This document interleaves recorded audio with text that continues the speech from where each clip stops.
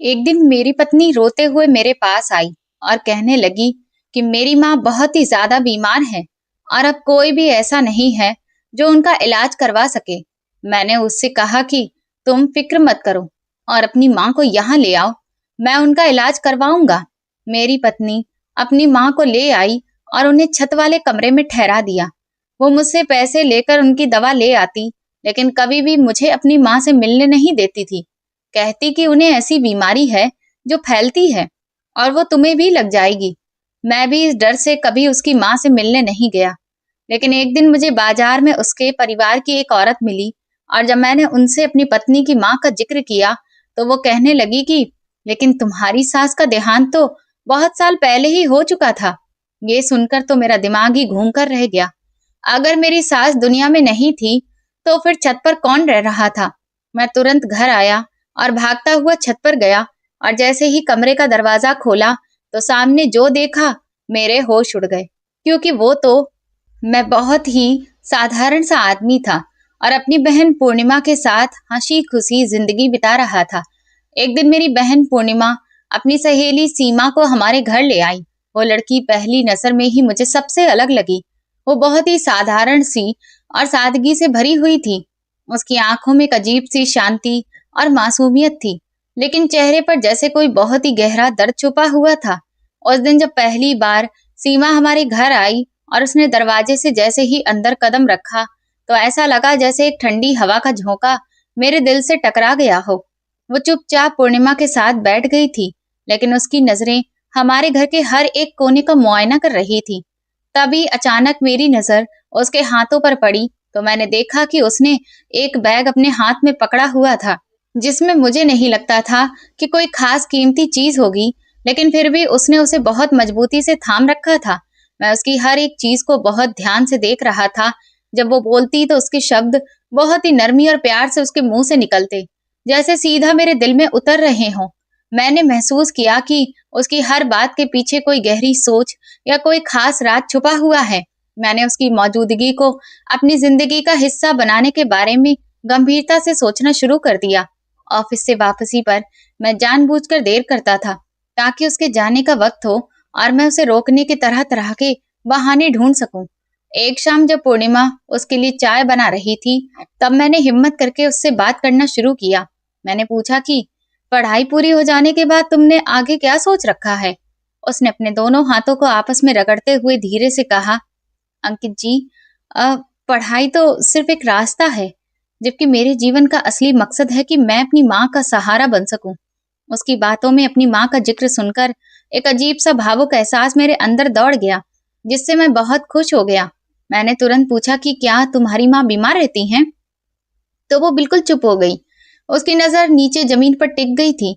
ऐसा लग रहा था जैसे कोई बुरी याद अचानक उसके दिमाग में ताजा हो गई हो। थोड़ी देर बाद उसने धीरे से नजर उठाई और पहली बार मैंने उसकी आंखों में एक ऐसी गहराई देखी जिसमें छुपे दर्द को मैं साफ महसूस कर सकता था। वो कहने लगी कि मेरी माँ की जिंदगी बहुत मुश्किलों में गुजरी है, मैं बस उनके लिए सुकून और शांति चाहती हूँ।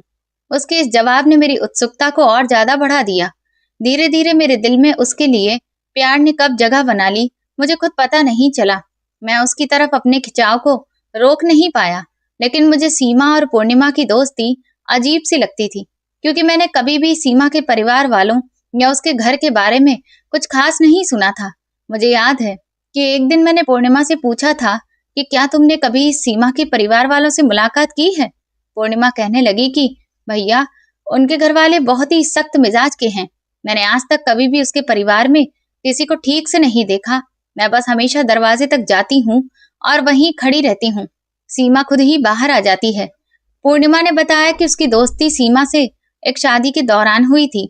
वो वहीं पहली बार उससे मिली थी।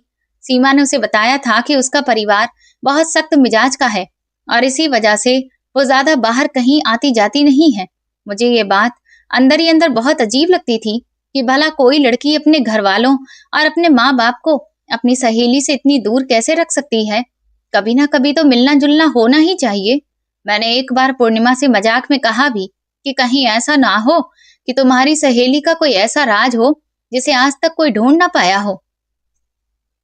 जब मैंने ये बात कही तो पूर्णिमा जोर जोर से हंसने लगी, मगर सीमा के चेहरे पर एक अजीब सी लहर दौड़ गई थी, जो कुछ ही पल में गायब भी हो गई। जब भी मैं उससे पूछता कि वो कहाँ रहती है, तो वो अचानक अपनी बात बदल देती थी। मैंने कई बार कोशिश की, मगर वो सिर्फ इतना कहती कि वो एक बहुत पारंपरिक घराने से रिश्ता रखती है। उसके बात करने के अंदाज में भी एक अजीब सा डर छुपा रहता था, जैसे कोई गहरा राज उसके अंदर दबा हुआ हो। एक बार जब मैंने उससे उसके घर का पता पूछा, तो उसने तुरंत कहा, अंकित जी, आप आखिर मेरी जिंदगी में इतनी दिलचस्पी क्यों लेते रहते हैं? आपका मेरे घर का पता जानना कोई जरूरी बात नहीं है। उसका अंदाज इतना सख्त हो गया था कि मैं यकीन नहीं कर पाया कि ये वही सीमा है जिसे मैं अब तक जानता आया हूँ, क्योंकि उसका ये व्यवहार उसकी अब तक की नरमी के बिल्कुल उल्टा था। मैं उसकी आंखों की गहराई में कई सवाल देखता, मगर मुझे कभी कोई जवाब नहीं मिलता। मुझे याद है, एक दिन जब मैं सीमा को उसके घर छोड़ने जा रहा था, तो उसने मुझ पर दबाव बनाया कि मैं उसके घर से दूर किनारे वाली सड़क तक ही जाऊं। मैंने वैसा ही किया, लेकिन मैं दूर से ही उस पर नजर रखे हुए था। मैंने देखा कि वो एक गली में दाखिल हुई, और वहां कोई बहुत आलीशान घर नहीं था, बल्कि एक बहुत ही मामूली और पतली सी गली का कोना था। उसने मुझसे साफ झूठ बोला था कि उसका परिवार बहुत बड़ा और रसूखदार है, मगर जिस गली में वो गई थी, वहां किसी बड़े घर का होना नामुमकिन था। इस बात ने मेरे शक को और ज्यादा बढ़ा दिया, लेकिन उसका प्यार हर बार मेरे शक पर भारी पड़ जाता था। धीरे धीरे मेरी रुचि उसके प्रति बढ़ती गई, और मेरा प्यार उसके लिए और भी गहरा होता चला गया। मैंने ये बात पूर्णिमा से भी छुपा रखी थी कि मैं सीमा को सिर्फ उसकी दोस्ती की वजह से नहीं, बल्कि अपने जीवन साथी के रूप में भी देखने लगा हूँ। मैंने अपने एक पुराने दोस्त से, जो प्राइवेट डिटेक्टिव का काम करता था, सीमा के बारे में थोड़ी बहुत जानकारी निकालने के लिए कहा, मगर वो भी उसके बारे में ज्यादा कुछ पता नहीं कर पाया। और वो कहने लगा कि इस लड़की के बारे में तो किसी के पास ज्यादा जानकारी मौजूद ही नहीं है। ऐसा लगता है जैसे इसका कोई अतीत ही नहीं रहा हो। उसके इस रहस्यमय अतीत ने मुझे डरा कर रख दिया था, और अब ये बात और भी ज्यादा पक्की हो गई थी कि कोई बहुत बड़ा राज जरूर छुपा हुआ है।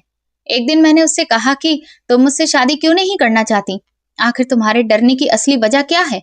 जब मैंने उससे सवाल किया, तब उस वक्त पूर्णिमा घर पर नहीं थी, और सीमा अकेले मुझसे मिलने आई थी। वो कुछ पल तक चुप रही और चारों तरफ देखने लगी, जैसे ये जानना चाहती हो कि कहीं कोई हमारी बातें सुन तो नहीं रहा। फिर उसने धीमी आवाज में कहा, अंकित, अगर मैं तुमसे शादी कर लूं, तो मुझे सब कुछ छोड़ना पड़ेगा। मेरा अतीत, मेरी पहचान, और सबसे जरूरी मेरी माँ। वो बहुत कमजोर हैं, और उन्हें मेरी हर वक्त जरूरत होती है। मैंने कहा कि अगर दिक्कत सिर्फ तुम्हारी माँ की है, तो कोई बात नहीं, मैं उन्हें भी अपनाने के लिए तैयार हूँ। बाकी सब कुछ तुम छोड़ दो। बस मुझे ये जानना है कि आखिर वो कौन सी बात है जो तुम्हें सबसे ज्यादा परेशान कर रही है। ये सुनकर वो एकदम चौंक गई, जैसे मैंने उसकी कोई बहुत पुरानी याद को छेड़ दिया हो। वो खड़ी हुई और फिर चारों तरफ देखने लगी। फिर धीरे से मेरे पास आकर बोली, अंकित, मेरी जिंदगी में एक ऐसे इंसान का साया है जिसे मैं किसी भी हाल में तुम्हारे करीब आने नहीं दे सकती। वो इंसान बहुत ताकतवर है, और वो बदला लेना बहुत अच्छे से जानता है। वो मुझे ही ढूंढ रहा है, और अगर उसे पता चल गया कि मैंने किसी से शादी कर ली है, तो वो मेरी और तुम्हारी जिंदगी को नरक बना देगा। उसका रिश्ता मेरे अतीत से है, और वो मुझे किसी भी हाल में सुकून से नहीं रहने देगा। ये सब कहते हुए उसकी आंखों में कुछ पलों के लिए दहशत आ गई थी, जिसे देखकर मैं भी थोड़ा घबरा गया। मगर सच तो ये था कि मैं उसके प्यार में अंधा हो चुका था। मैंने कहा था कि चाहे जो कुछ भी हो जाए, लेकिन मैं तुम्हारे साथ खड़ा रहूंगा, क्योंकि मेरा मानना था कि सच्चाई और प्यार हमेशा बुराई पर अपनी जीत हासिल करते हैं। मैंने उससे कहा, तुम बस मेरा साथ दो, मेरे जीवन का हिस्सा बन जाओ। क्या तुम मुझ पर भरोसा नहीं करती हो? उसने अपने दोनों हाथ मेरे सामने जोड़ दिए और कहने लगी कि भरोसा तो मुझे सिर्फ तुम पर ही है, इसलिए तो डरती हूँ कि कहीं मेरे उस राज की वजह से तुम्हें कोई नुकसान न पहुंच जाए। मैंने जोर देते हुए कहा कि अगर तुम मेरे साथ रहोगी, तो फिर हमें कोई भी अलग नहीं कर सकता है। अगर मेरी जान जाती है तो चली जाए, लेकिन मैं अपनी जिंदगी में तुम्हें शामिल हर हाल में करके ही रहूंगा। ये सुनकर वो धीरे से मुस्कुरा दी, मगर उस मुस्कुराहट में एक अजीब सी उदासी छुपी हुई थी, जैसे कि वो जानती हो कि ये प्यार एक दिन हमें बर्बाद करके रख देगा। उसने अपना सर झुका लिया और बोली कि ठीक है, मैं उस दिन आऊंगी जब मैं फैसला कर चुकी होंगी कि मेरा अतीत मेरे लिए खत्म हो चुका है। तुम बस इंतजार करना। और फिर वो ये कहकर तेजी से दरवाजे की तरफ बढ़ गई, और उस दिन के बाद उसने लगातार 3-4 हफ्तों तक हमारे घर का रास्ता तक नहीं देखा। ये दूरी और खामोशी मेरे लिए किसी बहुत बड़ी मुसीबत से कम नहीं थी। मैं हर रोज दरवाजे की तरफ देखता था और दिल में प्रार्थना करता था कि वो बस एक बार फिर से आ जाए, चाहे अपने किसी भी राज को मुझे बताए या ना बताए। फिर 1 महीने के इंतजार के बाद मेरी जिंदगी का वो सबसे लंबा और दर्द भरा दौर गुजरने लगा। मुझे हर पल ये डर सता रहा था कि सीमा शायद मेरे प्यार को छोड़कर अपने उस गहरे राज के साए के साथ वापस चली गई है। मैंने पूर्णिमा से भी उसके बारे में पूछा, मगर वो भी सिर्फ इतना ही बोली कि सीमा ने उसे फोन पर बताया है कि वो अपने परिवार की कुछ उलझनों में फंसी हुई है और जल्दी ही हमसे मुलाकात करेगी। इस दौरान मेरी रातों की नींद उड़ चुकी थी और ऑफिस के काम में भी मेरा दिल बिल्कुल भी नहीं लगता था। मैं कई बार उस पतली गली की तरफ गया जहां मैंने उसे अंदर जाते हुए देखा था, मगर वहां पर कोई भी खास घर या ऐसा निशान नजर नहीं आया। मैंने उस गली के लोगों से भी पूछने की हिम्मत नहीं की, क्योंकि मुझे ये डर था कि कहीं कोई नई मुसीबत खड़ी ना हो जाए। फिर एक शाम अचानक सीमा हमारे दरवाजे पर आई। उसके हाथ में एक छोटा सा बैग था और चेहरे पर डर साफ झलक रहा था। उसने अपने चेहरे को दुपट्टे से अच्छी तरह से लपेट रखा था और उसकी सांसें भी बुरी तरह से फूल रही थीं, जैसे कि वो किसी लंबी दूरी से दौड़ने के बाद यहाँ सहारा लेने आई हो। पूर्णिमा उसे ऐसे देखकर हैरान हुई तो वो धीरे से बोली कि मैं अपना घर छोड़कर आ गई हूँ, मुझे अब कहीं और रहने का ठिकाना नहीं मिलेगा। उसकी आवाज में गहरी थकान और उदासी थी। वो बिल्कुल टूटी हुई लग रही थी। उसने बैग को जमीन पर रखा और सीधा मेरी तरफ देखा, जैसे उसे पता था कि अब सिर्फ मैं ही उसका आखिरी सहारा हूँ। मैं कुछ पलों के लिए उसके चेहरे को देखता रहा। उसके डर, उसकी थकान, उसकी आंखों में छुपी हुई प्रार्थना को मैंने दिल से महसूस किया। फिर सब कुछ भूलकर बोला कि अब तुम यहीं पर रहो, हमेशा के लिए, और किसी को भी तुम्हारी हिम्मत को तोड़ने की मैं इजाजत नहीं दूंगा। मैंने उसका बैग उठाया और उसे अंदर आने का इशारा किया। पूर्णिमा तुरंत ही उसके लिए पानी लेकर आई। सीमा पानी पीने के बाद धीरे से बोली, अंकित, वो लोग मुझे ढूंढते हुए यहाँ पर कभी भी आ सकते हैं, हमें जल्दी से शादी कर लेनी चाहिए। उसकी बात सुनकर मैं चौंक गया, क्योंकि उसने इतनी आसानी से अपना डर मेरे हवाले कर दिया था। मैंने तुरंत ही अपने कुछ पुराने दोस्तों से इस बारे में बात की और शादी के रस्मों का इंतजाम करने के लिए कहा, जिसमें मेरे पिता के कुछ पुराने पहचान वाले लोग भी शामिल थे। अगले ही दिन हमने साधारण तरीके से मंदिर में शादी कर ली। शादी के बाद मैंने मजबूती से उसका हाथ पकड़ा और पहली बार दिल से महसूस किया कि सच में मैं उसका रक्षक बन गया हूँ। सीमा ने अपने घूंघट के अंदर से आंसू पोंछे और बोली कि मुझे बहुत डर लग रहा है अंकित, लेकिन ये भी सच है कि आपको अपने जीवन साथी के तौर पर पाने के बाद मुझे अपने फैसले पर सुकून भी महसूस हो रहा है। मैंने उसे गले लगाया और कहा कि अब तुम्हें डरने की कोई जरूरत नहीं है, क्योंकि अब तुम्हारा डर मेरा डर है। मेरी बुआ जी को जब मेरी शादी की खबर मिली तो वो गुस्से से भड़क उठी। वो अगले ही दिन दोपहर के वक्त हमारे घर आईं और उन्होंने दरवाजे से आते ही शोर मचाना शुरू कर दिया। वो गुस्से से पूर्णिमा को डांटने लगी और फिर सीमा को देखकर तो उनका चेहरा ही लाल हो गया। वो चिल्लाई कि ये लड़की कौन है और इसके माँ बाप कहाँ हैं? तुमने अपने परिवार की इज्जत को मिट्टी में मिलाकर रख दिया है। मैं तुरंत कमरे से बाहर आया और थोड़ा कड़क तरीके से बोला कि ये मेरी पत्नी है, इसका नाम सीमा है और मैंने अपनी पसंद से शादी की है बुआ जी। मैंने कोई पाप नहीं किया है। मैं एक समझदार इंसान हूँ और मुझे नहीं लगता कि मेरे फैसले पर किसी को भी कोई दिक्कत होनी चाहिए। मगर वो गुस्से में बोली कि तुम्हारा बाप भी एक ऐसी ही औरत को हमारे परिवार में ले आया था और हम आज तक उसकी बदनामी का बोझ उठा रहे हैं। वो औरत भी अपने आप को बहुत भली और शरीफ कहती थी, मगर आखिर में क्या निकली? उनकी बात मेरे दिल में गहराई तक उतर गई, मगर मैं फिर भी चुप रहा, क्योंकि मैं हमेशा से सुनता आ रहा था कि मेरी माँ को मेरे पापा ने किस वजह से छोड़ा था और बुआ जी ने भी हमेशा उन्हें एक चरित्रहीन औरत कहकर ही मेरी परवरिश की थी। उनकी ऐसी बातों ने मेरे पुराने जख्मों को फिर से ताजा कर दिया था। सीमा मेरे पास ही बैठकर रो रही थी, तो बुआ जी की बातें सुनकर वो बहुत ज्यादा शर्मिंदा हो चुकी थी। मैंने उसका हाथ पकड़ा और कहा कि तुम बिल्कुल फिक्र मत करो, अब मैं तुम्हारे साथ हूँ। कोई भी हमारे रिश्ते पर उंगली नहीं उठा सकता है। मैंने अपनी बुआ को साफ शब्दों में कहा कि अगर उन्हें मेरे फैसले से दिक्कत है तो वो इस घर में दोबारा कभी भी ना आए। ये सुनकर वो और भी ज्यादा गुस्से में आ गईं और बोली कि मैं एक जादूगरनी के जाल में फंस गया हूँ और एक दिन बहुत पछताऊंगा। वो गुस्से में दरवाजा पटक कर वहां से चली गईं। शादी के बाद मैं पहली बार सीमा की आंखों में सुकून देख पा रहा था, मगर अब उसके व्यवहार में कहीं न कहीं एक डर भी छुपा हुआ था। वो अक्सर दरवाजा खुलने की आवाज पर चौंक जाती और खिड़की से बाहर देखने लगती। एक दिन जब मैंने उसे शांत करने के लिए कहा कि कोई भी नहीं आ रहा है, सीमा हम लोग सुरक्षित हैं, तो वो बोली कि आप नहीं जानते अंकित, जिस इंसान का डर मेरे दिल में है वो दीवारों को भी सुन सकता है। उसके अंदाज में एक ऐसी गहराई थी जो मुझे बहुत परेशान कर गई। शादी के बाद घर जैसे खुशियों से भर गया था। सीमा का उलझा हुआ व्यवहार और पूर्णिमा की मासूमियत ने हमारे छोटे से मकान को स्वर्ग जैसा बना दिया था। शादी के शुरू के कुछ हफ्ते किसी खूबसूरत सपने से कम नहीं थे। सीमा ने घर की हर एक चीज को अपने हाथों से संभाल लिया था। हर चीज अब बहुत अच्छी लगने लगी थी। उसके बनाए हुए खाने में एक खास स्वाद था जो मेरी माँ के बाद मुझे दोबारा महसूस नहीं हुआ था। सुबह का नाश्ता, शाम की चाय, हंसी मजाक, सब कुछ जैसे नया लगने लगा था।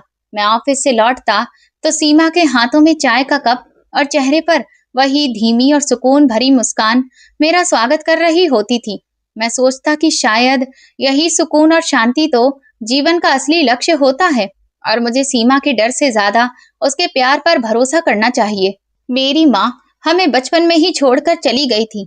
पापा का देहांत भी कुछ समय पहले हो चुका था, तो मुझे लगा कि जैसे सीमा मेरी जिंदगी के खालीपन को भरने के लिए ही आई है। पूर्णिमा अक्सर कहती, भैया भाभी बहुत अच्छी है। मुझे तो भरोसा ही नहीं होता कि अब हमारी जिंदगी इतनी खूबसूरत हो गई है। मैं हंसकर जवाब देता, हाँ, वो मेरे लिए बहुत लकी है। मैंने अपने ऑफिस के बॉस से भी सीमा के बारे में बात की थी, जिस पर उन्होंने मुझसे कहा था कि मैं बहुत लकी हूँ। इस खुशी ने मेरे अंदर की सारी उदासियों को दूर कर दिया था। मैं पूर्णिमा की पढ़ाई पर भी ज्यादा ध्यान देने लगा और घर के खर्चों को भी बेहतर तरीके से चलाने की कोशिश करने लगा। मगर एक दिन अचानक सीमा चुप हो गई। मैं ऑफिस से आया तो देखा कि वो खामोश बैठी थी। हर रोज की तरह आज उसने मेरा स्वागत भी नहीं किया था। उसकी आंखें सूजी हुई थीं और वो जैसे किसी गहरी सोच में खोई हुई थी। मैंने पूछा, क्या हुआ सीमा, सब कुछ ठीक तो है ना? तो उसकी आंखों में आंसू भर आए और वो बोली, अंकित, मैं आपसे एक बहुत जरूरी बात कहना चाहती हूँ। उसके अंदाज की गंभीरता ने मुझे परेशान कर दिया। वो बोली कि मेरी माँ बीमार है और अकेली है और उनकी हालत ऐसी है कि उन्हें कोई दूसरा देख भी नहीं सकता। मुझे उनकी बहुत फिक्र हो रही है। मुझे रोज उनके पास जाना पड़ता है और उनकी देखभाल करनी पड़ती है। ये मेरे लिए बहुत मुश्किल हो जाता है कि मैं आपको वक्त भी दूं और उन्हें भी संभालूं। मैंने कहा, तो फिर ऐसा करो, उन्हें यहाँ पर ही ले आओ ना, तुम्हें परेशान होने की भी जरूरत नहीं है। ये सुनकर वो चौंक गई और बोली, नहीं, वो ऐसे कहीं भी नहीं रह सकती।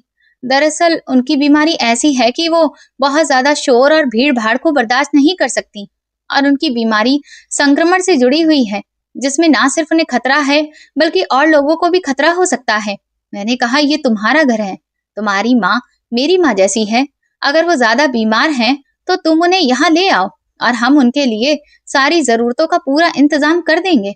मैं तुम्हारा पति हूँ, मैं तुम्हारे हर दुख और जिम्मेदारी में बराबर का हिस्सेदार हूँ। उसने अपने आंसू पोंछते हुए कहा कि आपका दिल बहुत बड़ा है अंकित, मगर मेरी माँ की कुछ आदतें अजीब सी हैं। वो हमेशा दूर दूर रहना चाहती हैं, कभी किसी की नजर में नहीं आना चाहती।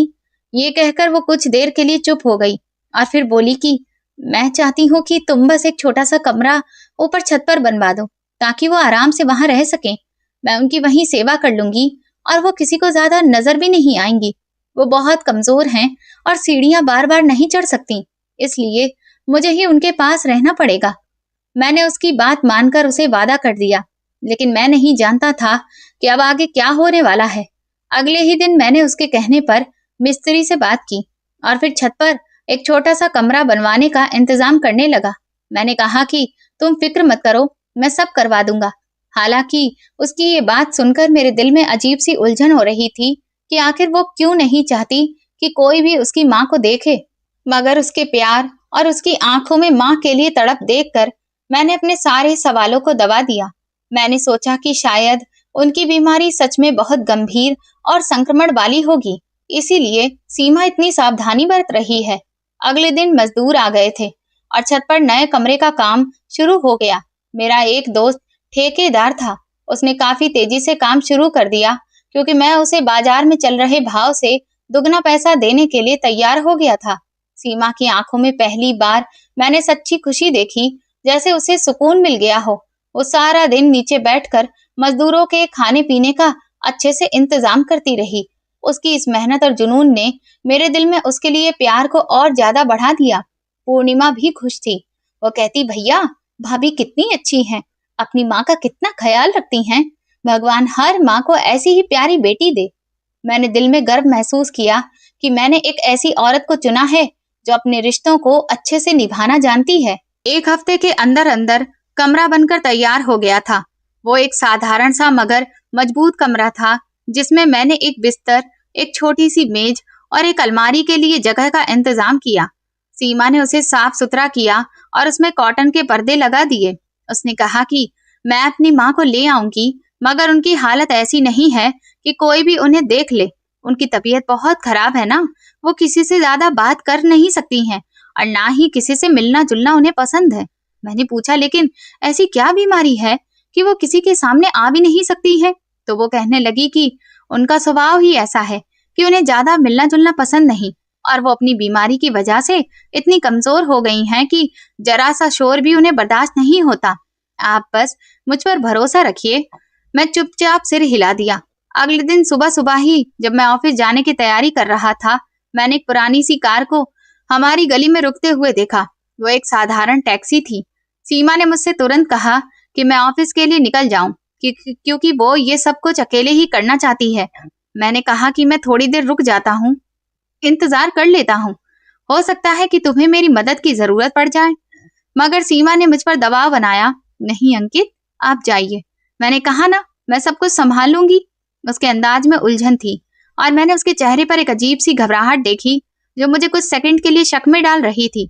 मैं फिर मजबूरन दरवाजे से बाहर निकल गया और जैसे ही मैं गली के कोने में मुड़ने वाला था, मैंने देखा कि सीमा और पूर्णिमा कार के पास ही खड़ी थी और उस कार का बूढ़ा ड्राइवर सामान निकाल रहा था। मैंने ध्यान दिया कि उस सामान में कोई भी व्हील चेयर नहीं थी और ना ही मेडिकल का कोई सामान था, बल्कि एक छोटा सा बक्सा था और एक बड़ा सा कंबल था। उस कंबल में लिपटी हुई कोई चीज थी जिसे दोनों ने बड़ी ही सावधानी से उठाया हुआ था, लेकिन वो चीज हल्की थी।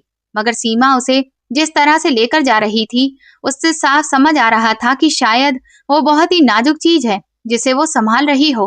मुझे लगा कि शायद वो उनकी माँ है, जिन्होंने अपने चारों ओर कंबल लपेटा हुआ है, जिसे वो लोग गोद में उठाकर लेकर जा रहे हैं।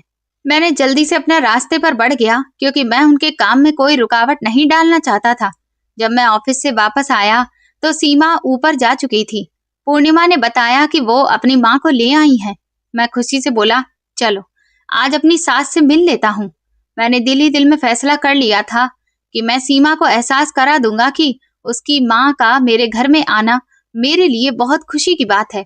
मैंने हाथ पैर धोए और जैसे ही मैं सीढ़ियां चढ़ने लगा, सीमा नीचे आ गई और घबराकर बोली, आप ऊपर मत जाइए अंकित, अम्मा आराम कर रही हैं, उन्हें गहरी नींद आ गई है।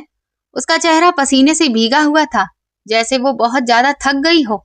मैं रुक गया, मगर मेरे दिल में अजीब सी उलझन हुई। मैंने कहा कि मैं सिर्फ कुछ मिनट के लिए ही जाऊंगा, उनसे नमस्ते करके आ जाता हूँ। वो बोली, नहीं अंकित, अगर आप वहां जाएंगे तो वो चौंक जाएंगी, उनकी नींद खराब हो जाएगी। वो वैसे ही काफी कमजोर दिल की हैं। मैं नहीं चाहती कि आप उनकी हालत देखें। क्या आप नहीं चाहते कि मेरी माँ आराम से इस घर में रहे? उसकी ये बात सुनकर मुझे एक अजीब सा शक महसूस हुआ। मैंने कुछ नहीं कहा। एक तरफ तो वो कह रही थी कि उसकी माँ बहुत बीमार है और दूसरी तरफ बोल रही थी कि वो हल्की सी आवाज से भी चौंक जाती है। मैंने फिर उसे और ज्यादा मजबूर नहीं किया। रात को जब सब लोग सो गए तो मुझे लगा जैसे ऊपर कोई हल्की सी आहट हो रही है, जैसे कोई तेज तेज सांस ले रहा हो, या आवाज काफी धीमी सुनाई दे रही थी। कभी